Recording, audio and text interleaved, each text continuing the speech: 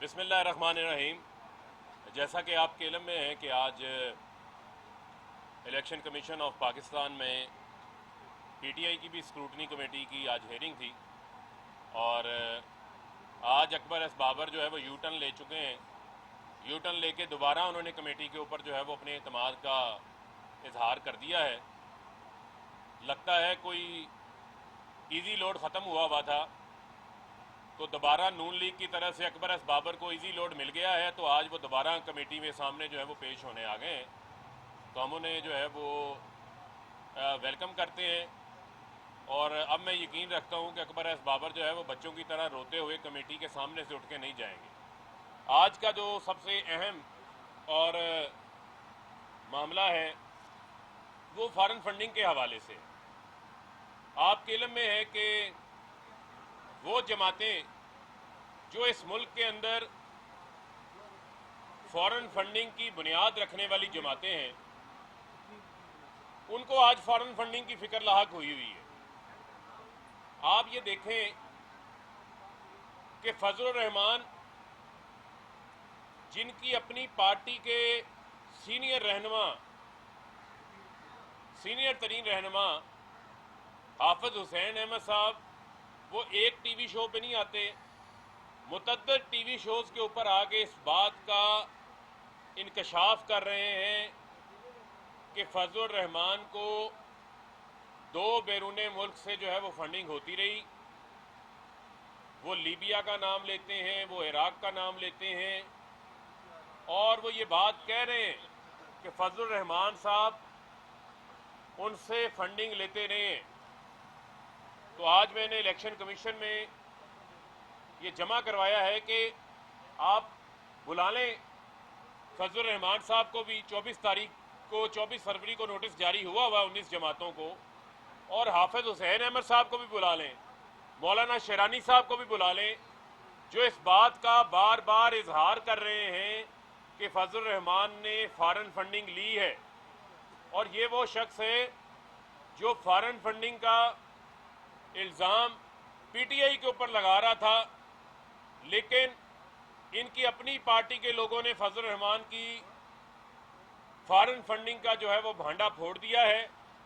और अब वो ज़राए भी सामने आ जाएंगे जिन ज़रायों से फजलुर रहमान ने DI खान के अंदर, चक शहजाद के अंदर और मुल्क गिर जो जायदादें बनाई हुई हैं, वो लगता है उसी फॉरेन फंडिंग से बनी हैं। और ये भी समझ आ जाएगा कि जो लॉन्ग मार्चेस हुकूमत के अदम इस्तेकाम के लिए किए गए, उसका खर्चा भी सामने आ जाएगा कि वो किस मुल्क ने जो है वो उठाया है। अब तो इनके नाम जो है वो खुल के सामने आ गए। आप देखें कि फजलुर रहमान साहब इलेक्शन कमीशन के बाहर एहतजाज करके गए हैं, यानी चोरी और सीना जोरी अपने हालात फॉरेन फंडिंग के साथ रंगे हुए हैं। और फॉरेन फंडिंग लेने से किसी किस्म का इनको कोई इज्तनाब नहीं है, लेकिन दूसरों के ऊपर जो है वो इल्ज़ामात ये लगा रहे थे। तो आज इनको इस चीज़ का हिसाब देना पड़ेगा कि फजलुर रहमान साहब, कहाँ से आपको ये चंदा आया, उस चंदे के ज़राए कौन से हैं। आपकी अपनी जमात के जो लीडरशिप है हाफिज हुसैन अहमद, वो इस बारे में बरमला टीवी के ऊपर आके बार बार इस चीज़ का जो है वो इंकशाफ कर रहे हैं। इलेक्शन कमीशन ऑफ पाकिस्तान इस चीज़ का नोटिस ले। पीपीओ 2002 के आर्टिकल 6(3) के तहत, इलेक्शन एक्ट 2017 के शिक नंबर 204 के तहत इसके ऊपर इलेक्शन कमीशन का ये प्रीव्यू है। इलेक्शन कमीशन का ये इख्तियार है कि वो इनको बुला सकते हैं और बुलाकर इसके ऊपर कानून के मुताबिक जो है वो कार्रवाई का आगाज कर सकते हैं। आप देखें कि वो तमाम जमातें जो फॉरेन फंडिंग लेती रही हैं वो आज इकट्ठे हो गए।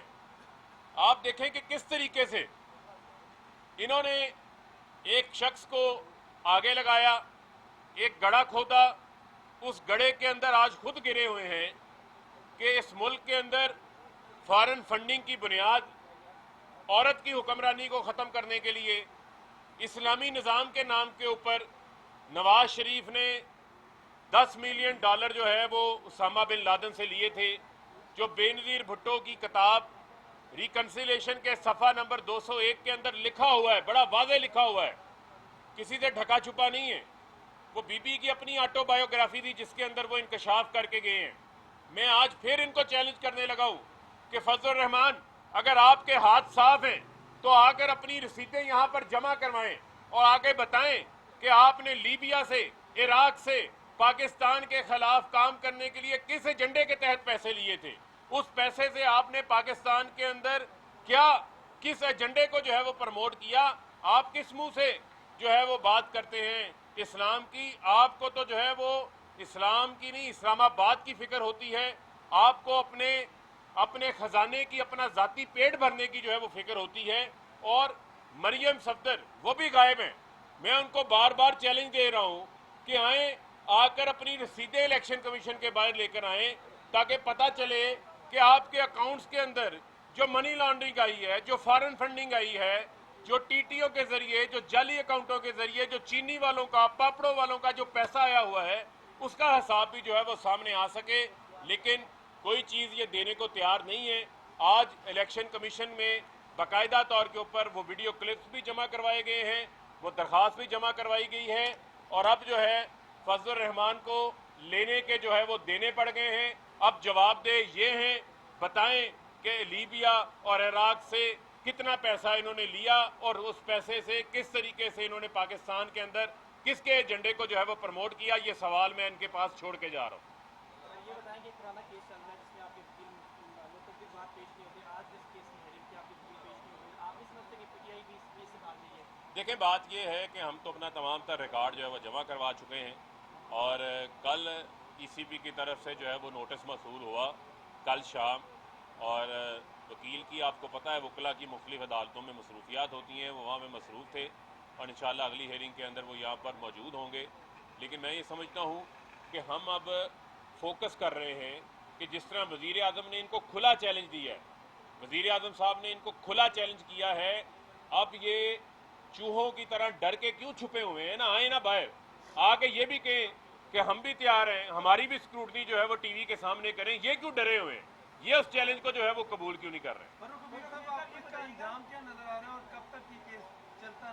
देखें, मुझे तो उम्मीद है कि इसका जो फैसला है वो जल्द से जल्द इलेक्शन कमीशन करेगा, क्योंकि अब मामला जो है वो चल पड़ा है और बात वो लोग कर रहे हैं। मैंने जिस तरह पहले भी आपको कहा कि जो लोग खुद इस मुल्क के अंदर फॉरेन फंडिंग की बुनियाद रखने वाले हैं, जिनकी जमातों के अखराजात, जिनकी घरों के अखराजात, जिनकी तमाम जायदादें जो है वो फॉरेन फंडिंग से बनी हुई हैं, वो किस मुंह से फॉरेन फंडिंग का सवाल करते हैं?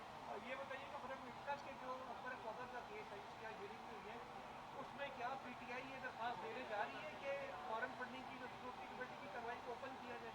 देखें, बात यह है कि इसके ऊपर तो इलेक्शन कमीशन पहले ही अपनी पोजीशन को वादे कर चुका है और स्क्रूटनी कमेटी एक जीआईटी के तौर के ऊपर काम कर रही है। हमें कोई एतराज़ नहीं है, लेकिन फैसला जो है वो इलेक्शन कमीशन ने करना है। इलेक्शन कमीशन कह चुका है कि इलेक्शन कमीशन इस तमाम केस की ओपन कोर्ट के अंदर जो है वो हेयरिंग करेगा। पाकिस्तान का एक मुअज़्ज़ज़ इदारा है जिसके ऊपर हमें एतमाद है और हम उम्मीद करते हैं कि कानून के मुताबिक वो इसके ऊपर फैसला करेगा।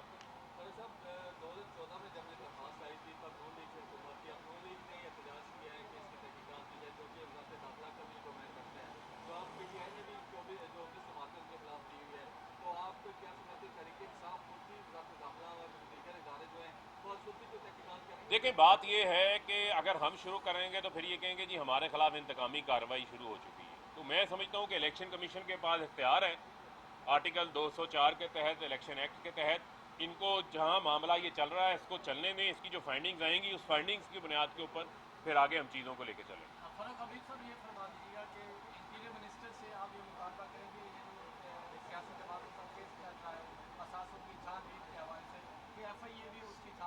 देखिए, मेरे ख्याल में अभी इलेक्शन कमीशन काम कर रहा है, इलेक्शन कमीशन की फाइंडिंग्स डालने दें, उसके बाद मुतलका इदारे भी जो है वो अपना काम आगे शुरू कर सकते हैं।